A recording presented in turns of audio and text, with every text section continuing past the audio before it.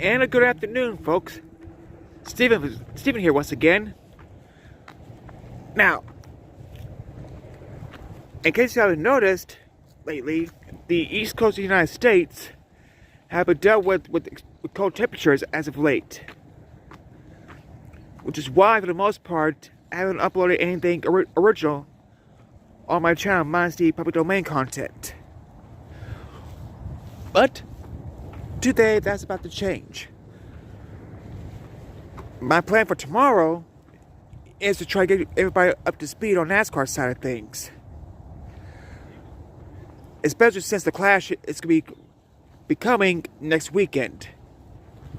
But for today, I want to talk about something that I've noticed regarding a certain media company and how they've been treating the Looney Tunes lately on their channel.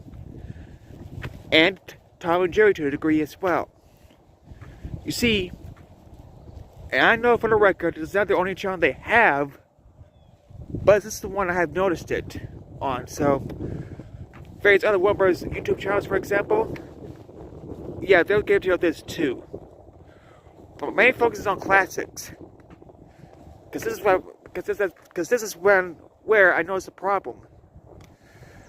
And apparently, it's not just Warner Bros. Classics that has this issue, but every Warner Bros. YouTube channel, to a degree, has this issue as well. So, what's the issue in question, you ask? Well, basically, here's the problem. When they uploaded a short on their channel, sometimes, especially with the AAP shorts, or rather the shorts in the AAP package, the audio, and in terms of music and sometimes sound effects, they're not the same.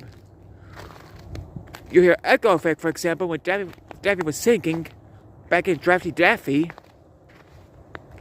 Sometimes you hear different music cues all together. And sometimes the sound effects, like in Super Rapper, for example, especially with the bullets, they don't sound the same. What I've been told is that that's because they use the international prints of those shorts rather than the US print when it comes to uploading on their channels. And it's not just the copyright shorts that has an issue as well.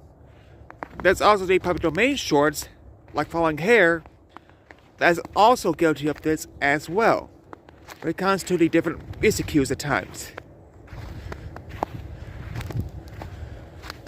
Now, why am I bringing all this up?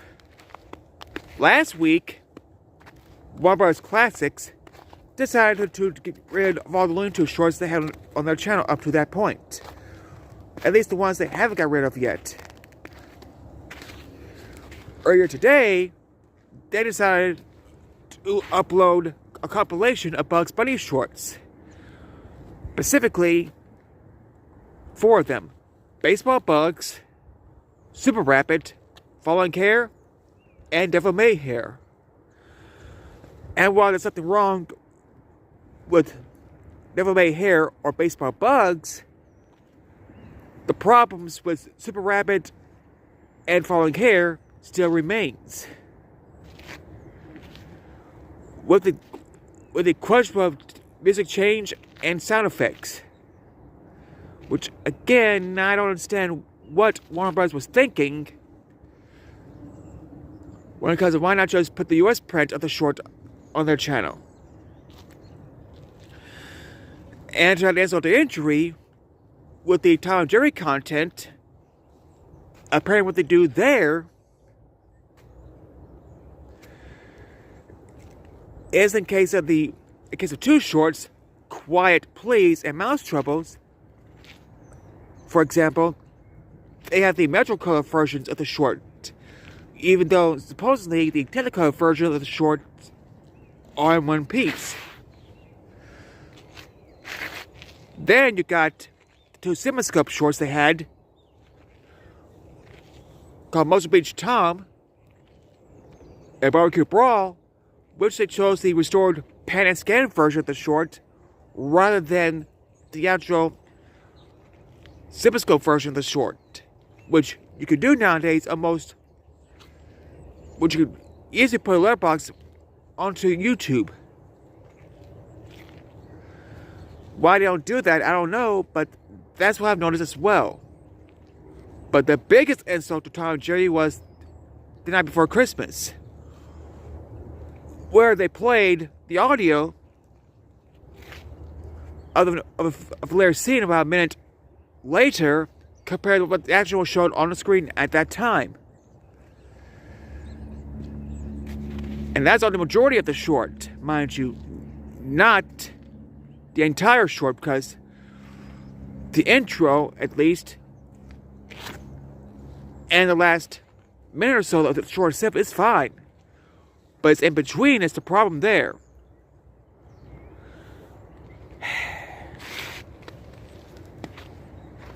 Warner Brothers, if by some miracle you are watching my video, why are you doing this? As not just classics, apparently, this issue's been going on all your YouTube channels. Why are you doing this? Why are you treating the characters that you have created or merged, in the case of the MGM content, why are you treating them like this? Especially since both the Looney Tunes franchise and the Tom and Jerry franchise are celebrating the milestone anniversaries this year, with the Looney Tunes celebrating their 95th anniversary, while Tom and Jerry are celebrating their 80th anniversary this year. Not to mention, the final version of Bugs is turning 80 this year as well.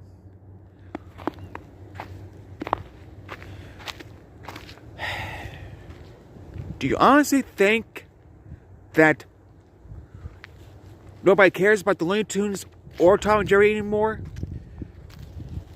If that's the case, then sell them. Sell them to someone who would treat the characters with the respect they deserve. Or just don't do anything else with them.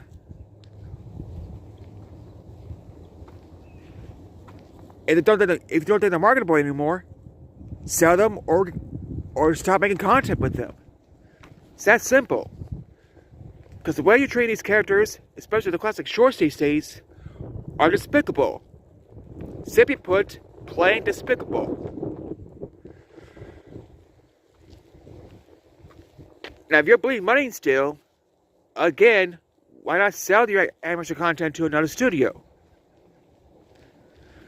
Especially since apparently you're dropping the shorts on Max altogether, and pretty soon the only way people can watch them is through either Boomerang, unless that gets shut down, MeTV, or MeTV Tunes. Now, I get the DVDs and whatnot, and that's all well and good. Personally, I have DVDs of these shorts myself. I'll go with the majority of the Tom and Jerry's, minus Mouse Cleaning and Castle of a Cat, which never got a DVD release here in the States. But I do have all the Looney Tunes shorts that were given DVD releases and Blu-ray releases, plus the Tom and Jerry DVDs. So I can watch them whenever I want to as far as that goes. But I like the convenience. I'll watch them on YouTube if I don't have time to watch them on DVD or Blu-ray. Or wait to see them on MeTV, MeTV Tunes, or Boomerang. And if you drop them on Max completely, well, what else can you do? I mean, yeah, you could go to Prime and possibly buy the set that has the shorts on there and watch them that way. But outside of that, what other choice is there? All I'm asking from Warner Brothers, if by some miracle they're watching this video, is this. 1.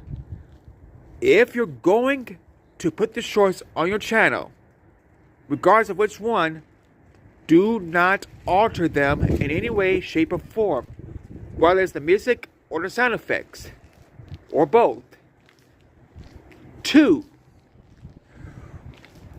When it comes to the CinemaScope shorts, put them in widescreen.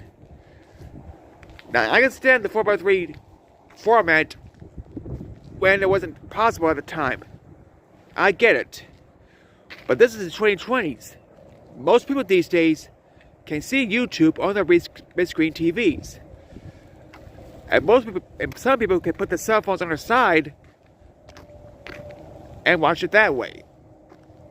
There's no need for a pan scan version anymore.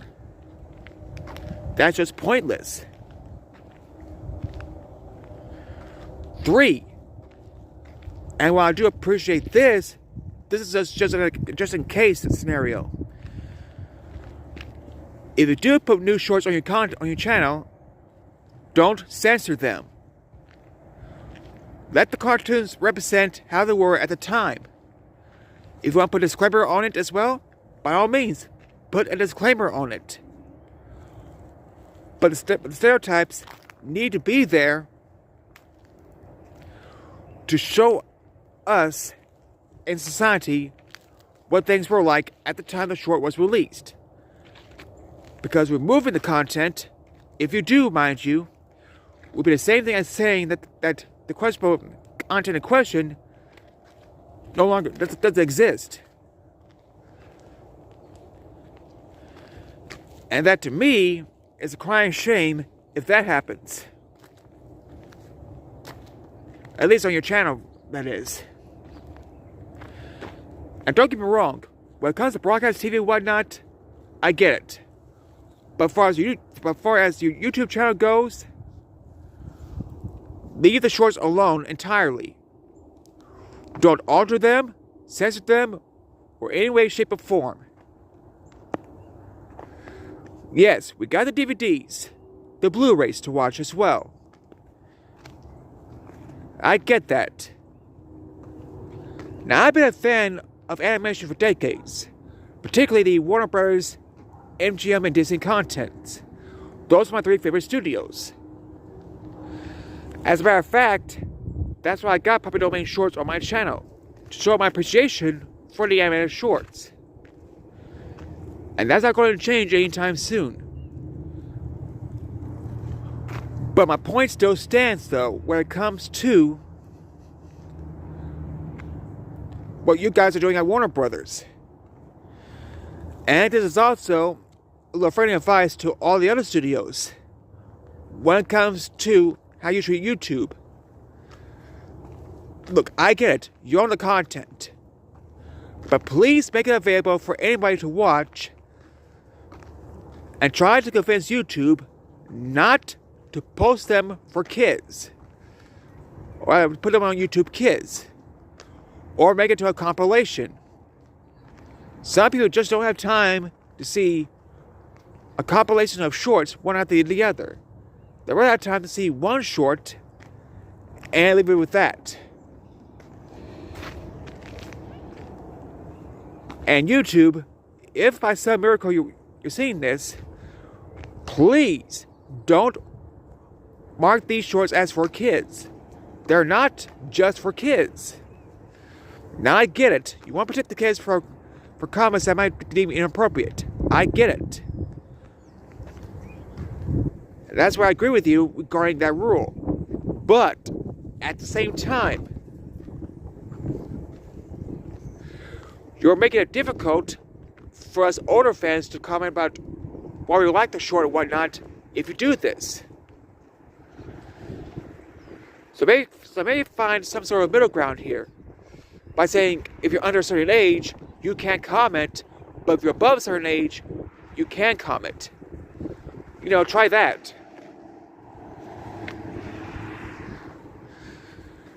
Anyway, that's about it for today, folks. I plan on making NASCAR content tomorrow, because believe me, there's a lot of news to catch up before we talk about the Clash. Anyway, until then, I'll see you next time. Bye.